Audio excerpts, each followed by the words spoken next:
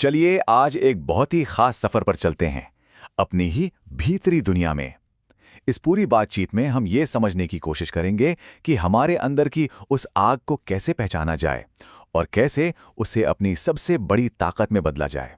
सोचिए जरा, कितनी गहरी बात है ये, है ना? कि आग हमें जलाती नहीं, बल्कि ये दिखाती है कि हमारे अंदर ऐसा क्या है जो कभी टूट नहीं सकता, जो अविनाशी है। यही है हमारी भीतर की आग, मुश्किल से मुश्किल हालात में भी जो हमें मजबूत रखती है। असल में यही तो हम हैं। तो सबसे पहला कदम क्या होना चाहिए? वो ये कि हम पहचाने कि हमारी ये आग कब धीमी पड़ रही है। सीधी सी बात है, आग जलाने से पहले ये तो जानना ही होगा ना कि अंगारे ठंडे तो नहीं हो रहे। और सच कहूं तो हम सब अक्सर इन चीजों को नजरअंदाज कर देते हैं, है ना? अंदर से थका हुआ महसूस करना, मन में नेगेटिव बातें आना, या फिर ये समझ ही ना आना कि जिंदगी में करना क्या है। ये सब असल में एक ही तरफ इशारा कर रहे हैं। ये संकेत हैं कि हमारी भीतरी आग को थोड़ी हवा चाहिए, थोड़ी देखभाल चाहिए। अच्छा, तो ये भीतरी आग है क्या चीज आखिर? सबसे पहले तो ये हमारा जुनून है, हमारा पैशन।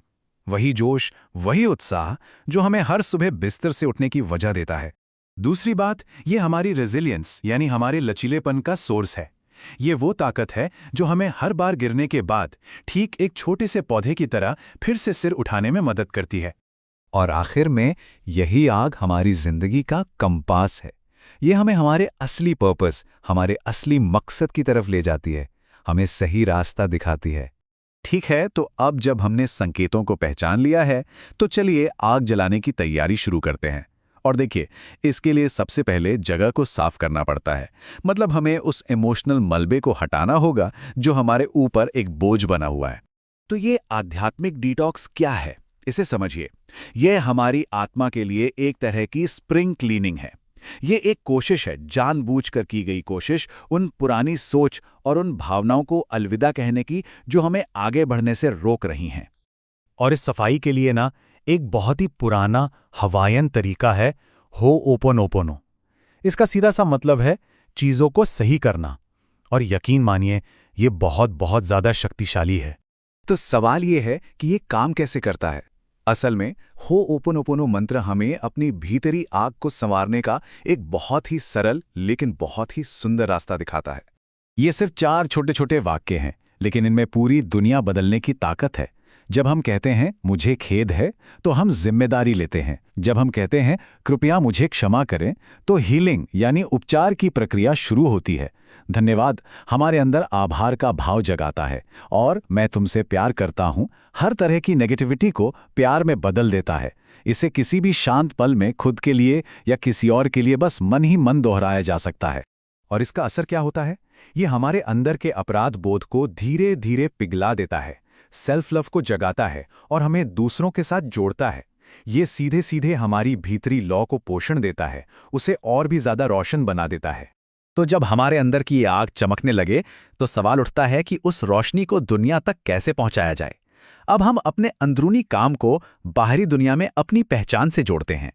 इसे ऐसे समझ सकते हैं, मिशन स्टेटमेंट ये तो आपकी कहानी की नींव है, स्लोगन उस कहानी का टाइटल है, और टैगलाइन वो एक यादगार लाइन है जिसे हर कोई याद रखता है।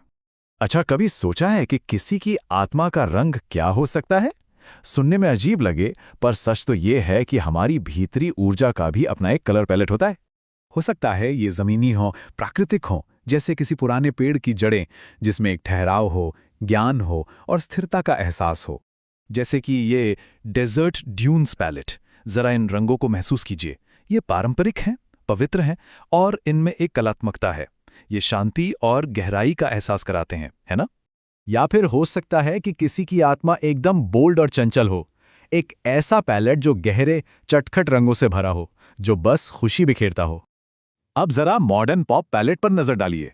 ये रंग आकर्षक हैं, चंचल हैं और ऐसे हैं जो आसानी से याद रह जाएं। ये ऊर्जा और आत्मविश्वास से भरपूर लगते हैं। तो इन सब बातों का मतलब क्या निकला? चलिए इस पूरे सफर को एक बहुत ही खूबसूरत मेटाफर यानी एक रूपक के साथ खत्म करते हैं। ये जो बात कही गई है, ये फ्लूइड आर्ट के बारे में, लेकिन ये हम पर भी तो लागू हो सकती है। जब हम अपने अंदर का काम पूरा कर लेते हैं ना, तो हमारी असली पहचान भी ठीक इसी तरह, बिना किसी रोक टोक के, बहुत ही खूबसूरती से बाहर की ओर बहती है। और अंत में एक सवाल है जिस पर सोचा जा सकता है। अगर हम सब अपने रास्ते को साफ करके अपनी भीतरी आग को पूरी तरह से चमकने दें, तो उसके रंग क्या होंगे? वो अनूठी मास्टरपीस, वो उत्कृष्ट कृति कैसी दिखेगी?